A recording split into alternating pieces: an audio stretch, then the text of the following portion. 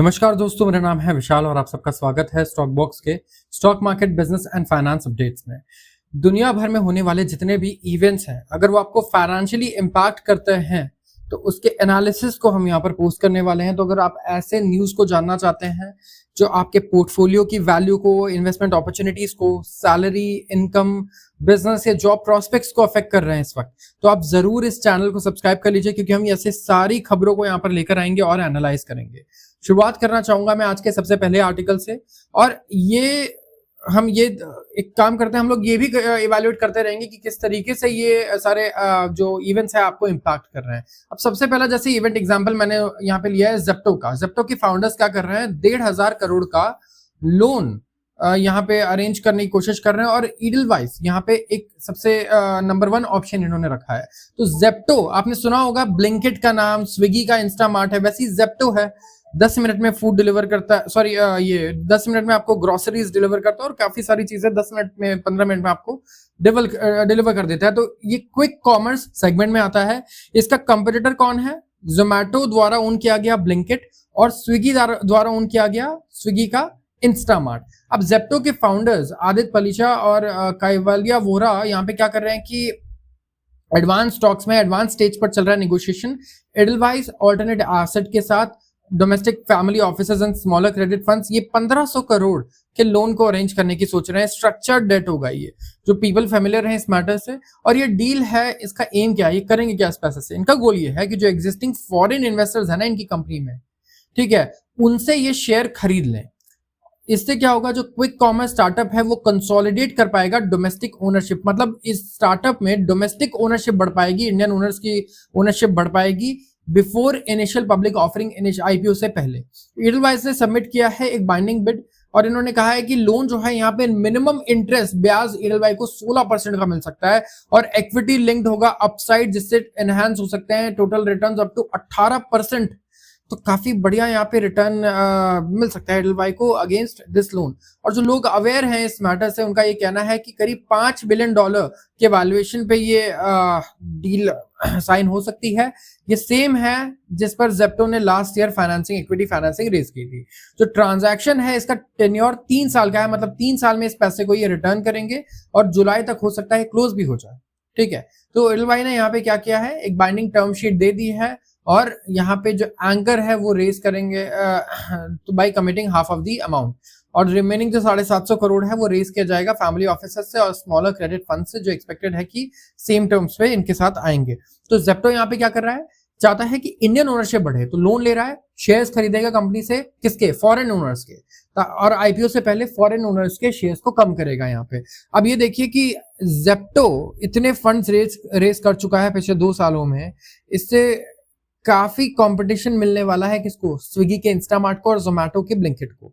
इसके अलावा रैपिडो भी इस सेगमेंट में घुसने की बात कर रहा है। तो जो क्विक कॉमर्स का सेगमेंट है ये आगे बहुत कंपेटिटिव होने वाला है, ये हाइपर कंपेटिटिव होने वाला है।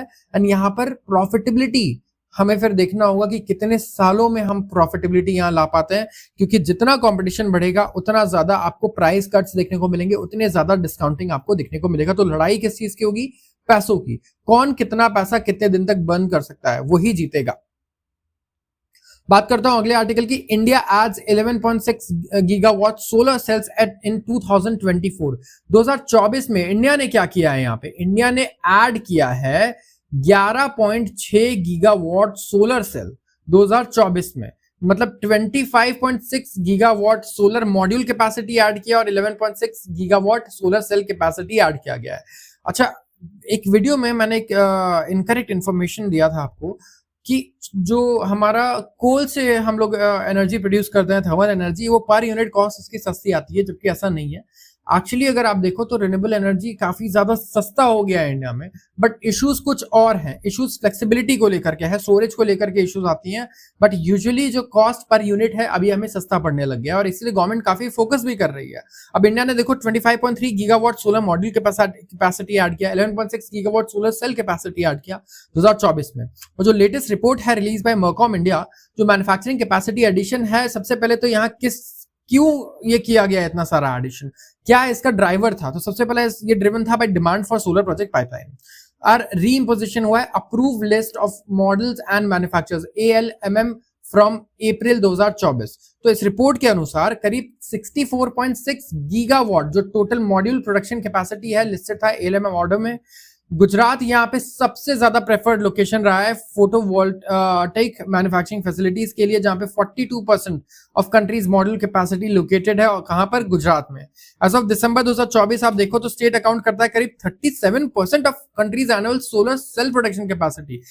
इंडिया का जितना सोलर सेल हम लोग प्रोड्यूस करते हैं एनुअल, उसका 37% कहां प्रोड्यूस हो रहा है, सिर्फ एक स्टेट में, दैट इज गुजरात। और ये हाईएस्ट है हमारी कंट्री का। तमिलनाडु और राजस्थान जो है ये दूसरे टॉप स्टेट्स हैं, अकाउंटिंग फॉर 10% और 8% जो सोलर मॉड्यूल मैन्युफैक्चरिंग होती है इंडिया में। कर्नाटका और तमिलनाडु की अगर मैं बात करूं तो 18% और 12% जो कंट्री का total solar cell production unit है वो यहाँ प्रोड्यूस होता है। And during the last calendar अगर आप देखोगे तो वेरियस पब्लिक सेक्टर और गवर्नमेंट एंटिटीज है, इन्होंने इशू किए हैं टेंडर्स टोटलिंग 9.9 गीगावाट, जिससे प्रोक्योर करेंगे सोलर मॉड्यूल्स 2024 में और रजिस्टर करेंगे इंक्रीज और 6% फ्रॉम प्रीवियस ईयर। तो 2024 में 1.7 गीगावाट ऑफ मॉड्यूल और 11.3 megawatt of solar cell supply auction जो है वो कंक्लूड हुए हैं। तो आप देख रहे हो किस गति से इंडिया में हम लोग सोलर एनर्जी एक्सपेंशन पर इन्वेस्ट कर रहे हैं, प्रोजेक्ट्स एग्जीक्यूट कर रहे हैं। और एक्सपर्ट्स ये बिलीव करते हैं जो टेरिफ्स लगाए गए ना यूएस और सोलर इंपोर्ट्स में, जैसे कैम्बोडिया, वियतनाम, मलेशिया, थाईलैंड पे, इससे इंडिया के जो सोलर मैन्युफैक्चरर्स हैं उनको बहुत बेनिफिट हो सकता है, काफी फायदा हो सकता है। लेकिन इंडिया का जो डोमेस्टिक मैन्युफैक्चरिंग कैपेसिटी है वो अभी तो सिर्फ सफिशिएंट बनने वाली है डोमेस्टिक मार्केट के लिए, अभी तो सफिशिएंट भी नहीं थी कि डोमेस्टिक डिमांड को ये केटर कर सके, बट अब तो ये डोमेस्टिक मार्केट को करीब करीब केटर कर पाएगी। इसके बाद ही हम एक्सपोर्ट के बारे में सोच पाएंगे। तो यूएस इमर्ज हुआ है एज अ की market Indian solar PV products के लिए। 97% जो हमारा ओवरसीज शिपमेंट है 2023 का 2024 का अगर आप देखोगे with the latest sanctions of duties, तो इंडियन कंपनीज एक्सपेक्टेड है कि इस अपॉर्चुनिटी का और फायदा उठाएंगी और यूएस के तरफ अब एक्सपैंड करेंगी। सो वी हैव टू सी कि किस तरीके से यहाँ इंडियन कंपनीज आगे इस अपॉर्चुनिटी का फायदा उठाती हैं। बात करूंगा अगले आर्टिकल की। इंडिया का जो ट्रेड डील है यूएस के साथ ये रिच हो सकता है टेक्नोलॉजी कंटेंट में, तो ये एक्सपेक्टेशंस भी थी काफी सारे लोगों की। इंडियन टीम जिसे लीड कर रहे हैं एडिशनल सेक्रेटरी हमारे राजेश अग्रवाल जी, जो कॉमर्स सेक्रेटरी डेजिग्नेट भी हैं। अकॉर्डिंग टू सोर्सेज जो एरिया है हाईटेक का, जहां पे इंडिया पैरिटी ट्रीटमेंट चाहता है, ये इफेक्टिवली वॉशिंगटन को ज्यादा लिबरल बनाएगा टेक ट्रांसफर्स में। यूएस काफी कीन है, इंटरेस्टेड है on greater market access farm goods के लिए और ई कॉमर्स के लिए, बिसाइड्स डेटा शेयरिंग और आईपीआर। तो इंडिया यूज करना चाहता है इस बायलेटरल ट्रीटी का एज एन अपॉर्चुनिटी की लॉन्ग स्टैंडिंग जो पुराने हमारे इश्यूज चल रहे हैं ना, जैसे कि हमें रेस्ट्रिक्टेड एक्सेस मिलता है, यूएस की टेक्नोलॉजीज है उसका एक्सेस नहीं मिल पाता, हमें पूरा ट्रांसफर नहीं होता है टेक्नोलॉजीज, तो वो यहाँ पर हो जाए। और हाई टेक्नोलॉजी पार्टनरशिप में हम लोग सिविल न्यूक्लियर डील की भी बात कर रहे हैं। तो बहुत सारे जो पेंडिंग डील्स थे, कहीं ऐसा ना हो जाए कि मुझे लगता है कि बाकी कंट्रीज तो बेचारी ऐसे ही बैठी रह जाए, लेकिन इंडिया के जो मतलब 20-30 साल से जो इश्यूज अटके पड़े थे यूएस के साथ, वो भी हम ये सारे ट्रेड वॉर में निपटा दें इस बायलैटरल ट्रीटी में।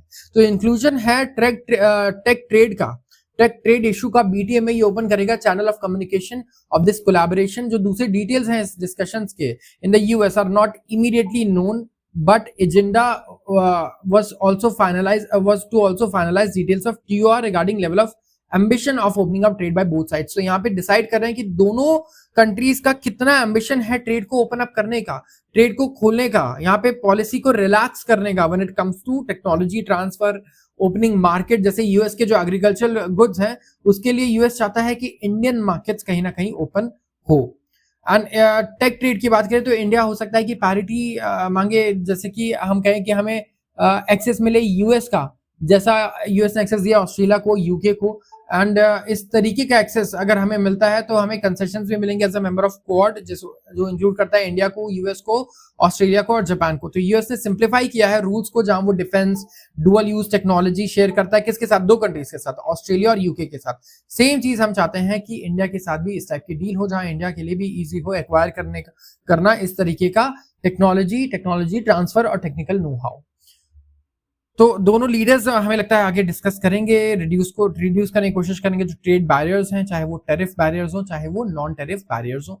और काफी सारा टेक्निकल नो हाउ है जो इंडिया यूएस से एक्वायर कर सकता है, और काफी मार्केट्स हैं जो इंडिया एक्सेस कर सकता है, यूएस एक्सेस कर सकता है, इंडिया में यूएस की कंपनीज एक्सेस कर सकती है इंडिया में। बात करूंगा अगले आर्टिकल की, और ये है डीआई की। डीआई टॉप कर रहा है एफपीआई को इन top firms ownership.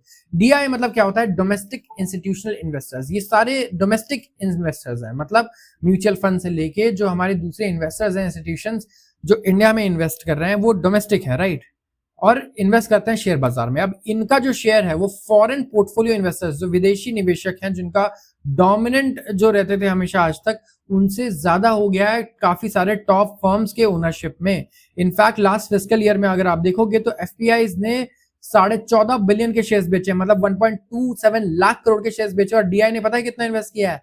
6.07 lakh. Yes, उनसे करीब 5 गुना ज्यादा इन्वेस्ट कर दिया है। और मार्केट पार्टिसिपेंट्स बिलीव करते हैं कि एक बहुत हेल्दी साइन है, एंड जो लॉन्ग टर्म व्यू है यहाँ पे ये काफी अच्छा है, डाइवर्सिफाइड भी है। हिस्टोरिकली मार्केट्स जो है वो हमेशा रिलायंट रहे किस पर? विदेशी निवेशकों पर। जो बाहर से शेयर्स खरीदेंगे तो हमारा शेयर बाजार बढ़ेगा, नहीं खरीदेंगे तो नहीं बढ़ेगा। लेकिन अब डोमेस्टिक इन्वेस्टर्स जो अच्छा लॉन्ग टर्म के लिए निवेश करते हैं, अब वो एक बड़ा चंक इन्वेस्ट कर रहे हैं इंडियन मार्केट में। यहाँ पे डायरेक्ट पब्लिक और हाई नेटवर्थ इंडिविजुअल होल्डिंग्स जो है काफी ज्यादा इंक्रीज हुई है पहले से। तो ये बहुत बढ़िया अपॉर्चुनिटी है किसके लिए? इंडिया जैसी कंट्री के लिए, जो काफी रिलायंट था फॉरेन इन्वेस्टर्स पर आज तक। मार्च क्वार्टर में अगर आप देखोगे तो करीब 0.8% से यहाँ पे इंक्रीमेंट देखने को मिला है हमें। कहा? डीआईएस के शेयर में 18.11% शेयर्स अब डोमेस्टिक इंस्टीट्यूशंस ओन करते हैं इंडिया में, और फॉरेन पोर्टफोलियो इन्वेस्टर्स ओन करते हैं 17.86%। ईयर ऑन ईयर बेसिस पे अगर आप देखोगे तो जो शेयर है एफपीआई का ओनरशिप में, वो गिरा है भाई 76 बेसिस पॉइंट्स, वेल जो डीआई का जो शेयर है वो बढ़ा है कितना? 137 बेसिस पॉइंट्स। तो यहाँ पे लोग बिलीव करते हैं कि एफपीआई जो है वो की कंसल्टेंट रहेंगे मार्केट्स के। इंडियन इक्विटी वो बाय करते रहेंगे over a 3 to 5 year period, लेकिन इनका जो इन्फ्लो होगा वो डीआई को कहीं ना कहीं लैग करने वाला है। डीआई सबसे बड़े बायर्स रहने वाले हैं अगले कुछ साल तक इंडियन मार्केट में। अगले आर्टिकल की मैं बात करूंगा, ट्रंप ने रिपीट किया है ओल्ड प्लान, मोर टैरिफ्स लेस इनकम टैक्स। अब यूएस में लोग सवाल कर रहे हैं डोनाल्ड ट्रंप से फाइनली कि देखो आप टैरिफ तो बढ़ा रहे हो हर चीज पे, तो कंपनीज क्या है टैरिफ लगा करके वो सामान बेचेंगी। तो टैरिफ तो कंपनी पे नहीं लगा ना, लोगों पे लगा। अब लोग इनकम टैक्स पे कर रहे हैं इतना सारा, 30% 40% टैक्स पे करते हैं वहां पे लोग।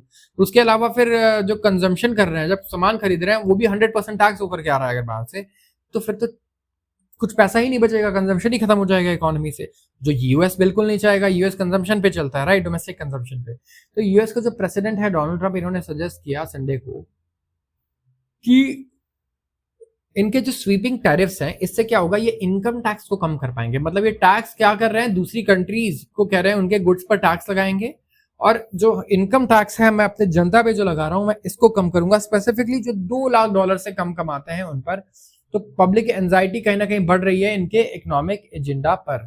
तो ट्रम्प ने प्रीवियसली कहा है कि जो टैरिफ रेवेन्यू है वो रिप्लेस कर सकता है इनकम टैक्स को, लेकिन इकोनॉमिस्ट ने क्वेश्चन किया है इन सारे क्लेम्स को। तो टैरिफ कट इन होगा जब, तो काफी सारे इनकम टैक्स जो है सबसे सब्सटेंशियली रिड्यूस हो जाएंगे, या फिर कंप्लीटली शायद एलिमिनेट भी हो जाए। ट्रम्प के जो टैरिफ्स हैं उन्होंने रॉयल कर दिया है ग्लोबल इकोनॉमी को, और इसकी वजह से अब क्या है, डर का माहौल है। अमेरिकन भी डर रहे हैं कि कहीं ना कहीं हमारे लिए बहुत ज्यादा इन्फ्लेशन इंक्रीज ना हो जाए। 69% अमेरिकन, सीबीएस का एक न्यूज पोल था, तो कोई बहुत रेलेवेंट पोल नहीं है मैं ये कहूंगा, तो आप एकदम बिलीव मत करना इस पे। 69% अमेरिकन ने इस पोल में कहा है कि ट्रम्प एडमिनिस्ट्रेशन जो है वो फोकस नहीं है प्राइसेस को घटाने में, इन्फ्लेशन को कम करने में, और अप्रूवल जो है ट्रम्प का वो 42% हो गया when it comes to handling economy, जो पहले 53% था। ट्रम्प चाहते हैं कि वो एक्सटेंड करे रिडक्शंस इन इनकम टैक्सेस जो अप्रूव किए गए थे कब, 2017 में उनकी पहली प्रेसिडेंसी के दौरान। तो ये इनकम टैक्स को कम करना चाहते हैं यूएस के लोगों के लिए, ये एक्सपैंड करना चाहते हैं टैक्स ब्रेक्स को। यस, ये टैक्स ब्रेक देना चाहते हैं, जहां पे वर्कर्स के टिप्स को और सोशल सिक्योरिटी अर्निंग्स को एग्जेम्प्ट करना चाहते हैं टैक्स से, और कॉर्पोरेट टैक्स रेट को 15% करना चाहते हैं 21% से। तो ये ट्रेजरी जो है स्कॉट बेसेंट, इन्होंने रिस्पॉन्ड किया टू पोलिंग ऑन संडे और कहा कि यूएस कंज्यूमर्स जो है वो स्टिल स्पेंड कर रहे हैं, और एडमिनिस्ट्रेशन वर्क कर रहा है एक बायलैटरल ट्रीटी डील्स पे अलग अलग कंट्रीज के साथ। और इनका ये कहना है कि जो एफर्ट है यहाँ पे 17 की ट्रेडिंग पार्टनर्स हैं, जिसमें चाइना इंक्लूडेड नहीं है। तो 90 दिन के अंदर अंदर इनका गोल है कि जितना हो सके बायलैटरल ट्रीटीज साइन कर लेंगे। जो बिजनेस मॉडल है वो प्रेडिकेटेड इस बेसिस पे है काफी सारी कंट्रीज का कि वो सस्ते दाम पर सब्सिडाइज गुड्स यूएस में बेच देंगे, और अगर कोई सडन स्टॉप आता है तो ये क्या करेंगे, उनके भी इकोनॉमी में एक सडन स्टॉप देखने को मिलेगा, जिससे वो निगोशिएट करेंगे यूएस के साथ आकर के कि नहीं नहीं आप फिर से हमारा सामान बाय करना शुरू करो। बेसिक बहुत कॉमन सा मैं कहूंगा एक्सप्लेनेशन है जो इन्होंने यहाँ पर दिया है अपने एक्शंस का। सो वी हैव टू सी कि चाइना के साथ इनकी कॉन्वर्सेशन अभी डिस्कशंस कब शुरू होती हैं, क्योंकि यूएस के साथ तो ये ऑलरेडी चल रहे हैं इनके डिस्कशन, जापान के साथ चल रहे हैं, लेकिन चाइना यहाँ पे कहीं ना कहीं अड़ा हुआ है। अब मैं बात करूंगा आखिरी आर्टिकल की जो एक एडिटोरियल आर्टिकल है, और ये है ग्लोबल इकोनॉमी के बारे में कहूंगा, गोल्ड के बारे में है। कमोडिटी काफी इंपॉर्टेंट होते हैं, देखिए कमोडिटी बहुत इंपॉर्टेंट रोल प्ले करते हैं हम सबके लिए। एंड गोल्ड जिस तरीके से रिटर्न्स दे रहा है, जिस तरीके से बीट करते जा रहा है सारे इंस्ट्रूमेंट्स को, क्या हमें यहाँ पे सिर्फ सेलिब्रेट करना चाहिए या फिर कुछ चीजें कंसर्निंग भी है? तो अभी जानते हैं हमें इस आर्टिकल को पढ़ के। गोल्ड यहाँ पे बेस्ट परफॉर्मिंग एसेट रहा है हमारे मार्केट्स में। अगर आप देखोगे ग्लोबली 2025 का सबसे बेस्ट परफॉर्मिंग एसेट रहा है, यहाँ पे 28% गेन कर लिया है गोल्ड ने डॉलर के टर्म्स में, ठीक है, डॉलर टर्म्स में। रुपए टर्म्स में तो और ज्यादा कर दिया होगा, हिटिंग रिकॉर्ड लेवल्स। और इसका जो प्राइस है वो 1 लाख क्रॉस कर चुका है पर 10 ग्राम इंडिया में। जो प्रॉफिट बुकिंग है ये भी हुई 6 फिगर मार्क के अबव ऑफ कोर्स। तो प्राइस जो है ये एक्सपीरियंस किया, प्राइस काफी मतलब फ्लक्चुएशन देखने को मिल रहे हैं, ऊपर नीचे होता जा रहा है ये, जिसे हम वॉलेटिलिटी कहते हैं। और पार्टली जो है ये रिफ्लेक्ट कर रहा है जो फ्लिप फ्लॉप देखने को मिल रहा है यूनाइटेड स्टेट्स के टैरिफ पॉलिसी में। जो टैरिफ पॉलिसी है काफी बड़ा इसका रोल है हमारे गोल्ड प्राइस के नीचे जाने में, आप ये मान के चलिए। तो डोनाल्ड ट्रंप को आप थैंक्स बोल सकते हैं अगर आपने गोल्ड खरीदा था और उसके बाद दाम बढ़ गए हैं, तो काफी बड़ा इनका हाथ है इसमें। अगर आप देखोगे नए लेवल्स जो देखने को मिले थे गोल्ड के आफ्टर लिबरेशन डे, जो प्रेशियस मेटल है इसने लूज किया है ग्राउंड, क्योंकि यूएस प्रेसिडेंट डोनाल्ड ट्रंप ने मॉडरेट किया अपना स्टैंड ऑन टैरिफ्स। इन्होंने स्वंग अप किया, फिर से ऊपर गया gold, and macro economic uncertainties लगातार बढ़ती रही। तो गोल्ड को क्या कहा गया था कि इन्फ्लेशन के अगेंस्ट ना ये एक हेज की तरह होता है। आप इसको खरीद लो तो आप इन्फ्लेशन को कहीं ना कहीं बीट ना कर पाओ, लेकिन मतलब इन्फ्लेशन लॉस जो रहा है उसको आप जरूर कवर कर पाओगे, ठीक। तो मोर ब्रॉडली मैक्रो अनसर्टेनिटीज अगर आप देखोगे तो वो काफी बढ़ गए हैं। और यहाँ पे हाउस होल्ड्स और सेंट्रल बैंक दोनों गोल्ड बाय कर रहे हैं। जैसा हमने डिस्कस किया अभी पिछले 2 आर्टिकल्स में, सेंट्रल बैंक दुनिया भर में गोल्ड तो बाय कर ही रहे हैं, हाउस होल्ड्स भी बाय कर रहे हैं। तो जो कोरिलेशन है डिमांड फॉर गोल्ड और हाई इन्फ्लेशन का, वो बहुत अच्छी तरीके से वेल डॉक्यूमेंटेड है। और यहाँ पे हम फोर्सिबल फ्यूचर में ये देख भी सकते हैं। जो वॉलेटिलिटी रही है पिछले कुछ पास्ट में, अगर आप देखोगे महीनों में, तो प्राइस 3 से 4% एक दिन में मूव कर जा रहा था due to uncertain US tariff policies. And यहाँ पे अगर आप देखोगे तो it is very likely given जो कुछ इनडिटर्मिनेट इंक्रीज है ये उसके टेरिफ्स में और काउंटर टेरिफ्स में बाय ट्रेडिंग पार्टनर्स और कंसिक्वेंट इम्पैक्ट्स है सप्लाई चेन में, ये इंक्रीज कर सकता है कंज्यूमर प्राइसेस को। As a result of tariff wars कई सारे कमोडिटी ट्रेडर्स हैं जो प्रिडिक्ट कर रहे हैं कि एक अपसाइड आ सकता है 25% में इन gold prices in dollar terms. और जो लिंक है विद डॉलर ये भी लीड कर सकता है टू अदर पोटेंशियल इफेक्ट्स। सबसे पहला है एक वीकर डॉलर, ऑफन ये रिजल्ट करता है in a rise in gold prices, क्योंकि जो प्राइसेस हैं वो डॉलर डिनोमिनेटेड है, राइट। तो यहाँ पे डॉलर डिनोमिनेटेड प्राइसेस होते हैं। तो सबसे पहले क्या होता है कि अगर डॉलर भी मजबूत हो गया, अगर मैंने इंडिया में गोल्ड लिया हुआ है और रुपया कमजोर हो गया, तो मुझे मेरा पैसा रुपए के टर्म्स में नहीं है, जो गोल्ड में मेरा पैसा है वो डॉलर टर्म्स में डिनोमिनेटेड है, तो मुझे वहां बेनिफिट हो जाता है। तो इंडिया जैसी जगह पे और जहां वीक करेंसीज है वहां पे देखो गोल्ड का अलग ही शौक है, इसीलिए लोग काफी गोल्ड बाय करते हैं।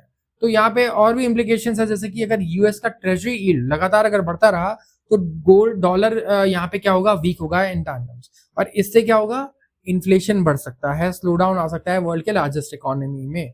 तो अनसर्टेनिटीज है, 2 सिनेरियोज बताए गए, अच्छे, खराब, बहुत अच्छे। तो ऐसे जब सिनेरियोज आ जाते हैं ना मल्टीपल, तो क्या होता है मार्केट में अनसर्टेनिटी काफी ज्यादा इंक्रीज हो जाता है।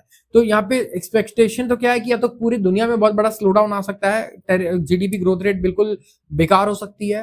And apart from tariff Wars, जो दूसरी पॉलिसी अनसर्टेनिटी है वो है पॉसिबिलिटी ऑफ यूएस कि वो अपने गोल्ड रिजर्व्स को रीवैल्यू कर दे। यूएस होल्ड करता है करीब 8,150 मेट्रिक टन ऑफ गोल्ड, जो वैल्यू करता है $42 पर ट्रॉय आउंस पर अराउंड 31 ग्राम्स। और करंट प्राइस कितना चल रहा है, $3,340 पर ट्रॉय आउंस। तो एक रिवैल्यूएशन अगर हुआ तो ये परसेप्शंस को सब्सटैंशियली ऑल्टर कर सकता है। यहाँ पे अगर यूएस डिसाइड करे तो सेल कर सकता है अपने रिजर्व्स को, यस डॉलर गोल्ड रिजर्व्स को, और इससे क्या होगा, प्राइस सिग्निफिकेंटली इफेक्ट होगा, क्योंकि यूएस काफी सारा गोल्ड यहाँ पे अगर आप देखोगे तो होल्ड करके बैठा हुआ है। इंडिया होल्ड करता है कितना, 10 गुना, ऑलमोस्ट मैं कहूंगा कितना 876 टन। तो ये मेट्रिक टन है और ये सिर्फ टन है, आप ध्यान रखना है, बहुत बड़ा डिफरेंस है। तो गवर्नमेंट रिजर्व्स है और हाउस होल्ड कितना ओन करते हैं हमारे यहाँ, 25,000 टन हमारे हाउस होल्ड ओन करते हैं इंडिया में, आप देखो।